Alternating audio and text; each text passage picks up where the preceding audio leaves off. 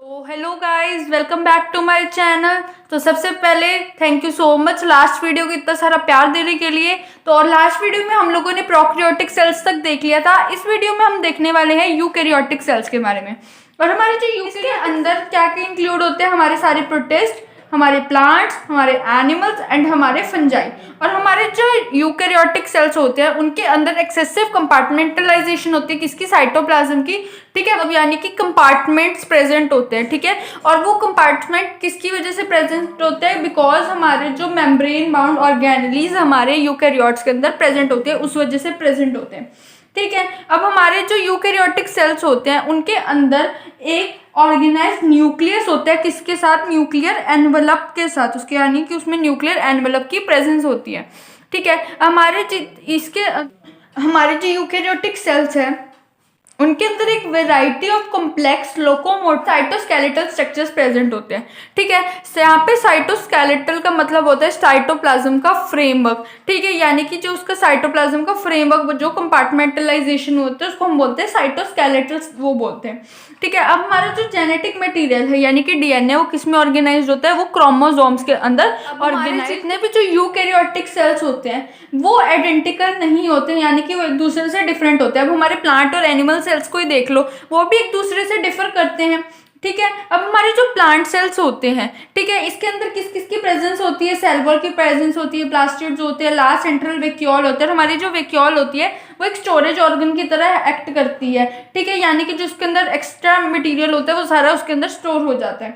ठीक है, और हमारे जो ये सब चीज़ें हैं ये बेसिकली एब्सेंट होती है किसके अंदर, एनिमल सेल्स के अंदर ये बेसिकली एब्सेंट होती है। ठीक है, और सेल्स है, ठीक है, इनके अंदर क्या होते हैं, हमारे सेंट्रियोल्स प्रेजेंट होते हैं, आउटर मेम्ब्रेन प्रेजेंट होती है, ये सब क्या होते हैं, सारा कुछ प्रेजेंट होता है, लेकिन ये ऑलमोस्ट सारे प्लांट सेल में एब्सेंट होते हैं।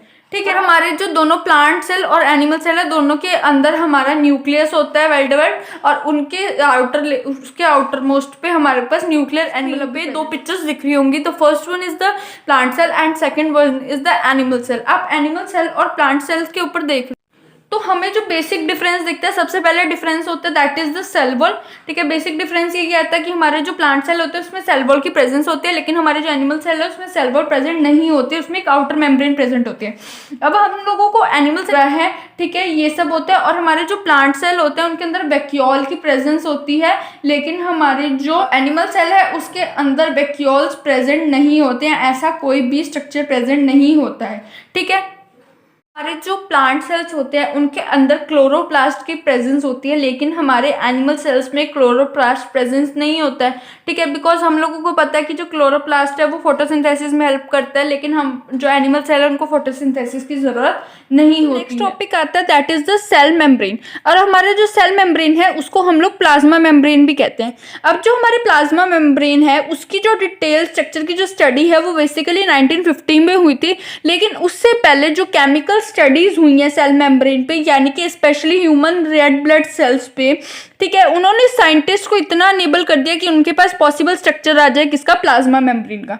ठीक है, और इन स्टडीज ने शो किया कि जो हमारा सेल मेम्ब्रेन है वो किससे बना होता है, लिपिड से बना होता है। हमारे जो लिपिड्स होते हैं वो ऑर्गेनिक कंपाउंड्स होते हैं, जैसे कि हमारे फैट्स होते हैं वैसे भी ये ऑर्गेनिक कंपाउंड्स होते हैं। ठीक है, अब हमारे जो लिपिड्स हैं वो किस में अरेंज होते हैं, बाइलेयर्स मीन्स द 2 लेयर्स। ठीक है, और हमारे जो लिपिड्स हैं वो अरेंज होते हैं मेम्ब्रेन के अंदर किसके टुवर्ड्स, जो पोलर हेड है वो किसकी टुवर्ड्स होता है, आउटर साइड होता है। हमारा जो हाइड्रोफोबिक टेल है वो इनर साइड होती है, यानी कि पोलर पार्ट वो होता है जो वाटर लाइकिंग होता है, और हाइड्रोफोबिक वो होता है जो वाटर को बिल्कुल भी पसंद नहीं करता, यानी कि उससे दूर रहता है। ठीक है, जो उसमें बिल्कुल भी साथ उसको पसंद नहीं करता, वाटर लाइकिंग नहीं होता है। ठीक है, तो इसने ये बता दिया कि हमारे जो नॉन पोलर टेल है सैचुरेटेड कंपाउंड्स हाइड्रोकार्बन्स की, वो किससे प्रोटेक्ट होती है, वो एक्वस इन्वायरमेंट से प्रोटेक्टेड होती है, बिकॉज वो इनर साइड है।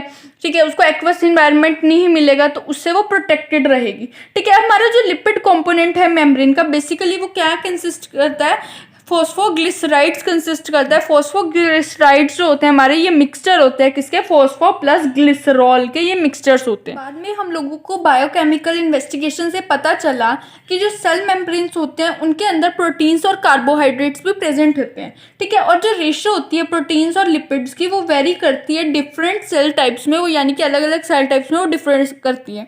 फॉर एग्जाम्पल अब हमारे पास आता है ह्यूमन बींग्स के अंदर जो मेम्ब्रेन होती है किसकी, एरिथ्रोसाइट की, एरिथ्रोसाइट्स को बोलते हैं हम लोग आरबीसीज, ठीक है। वो उसके अंदर 52% प्रोटीन प्रेजेंट होता है, 40% क्या प्रेजेंट होता है, लिपिड्स प्रेजेंट होते हैं, ठीक है। अब ईज ऑफ एक्सट्रैक्शन के बेसिस पे प्रोटीन्स को हम आगे दो पार्ट्स में डिवाइड करते हैं। जो हमारे मेम्ब्रेन प्रोटीन्स होते हैं उनको दो पार्ट्स में डिवाइड करते हैं। First one is the integral and second one is the peripheral. अब हमारे जो पेरिफेरल प्रोटीन्स होते हैं वो सरफेस पे लाई करते हैं मेम्ब्रेन के, और जो हमारे इंटीग्रल प्रोटीन्स होते हैं वो पार्शली और टोटली बरीड हो जाते हैं किसके अंदर, मेम्ब्रेन के अंदर, ठीक है। अब आप लोगों को स्क्रीन के ऊपर एक पिक्चर दिख रही होगी, वो है हमारा स्ट्रक्चर है हमारा फ्लूइड मोज़ेक मॉडल और प्लाज्मा मेम्ब्रेन। ये एक बहुत ही ज़्यादा फेमस मॉडल है जो हमें किसने दिया था, ये हम लोगों को ये एक दो साइंटिस्ट थे, सिंगर एंड निकोलसन, उन्होंने 1972 के अंदर हम लोगों को ये मॉडल दिया था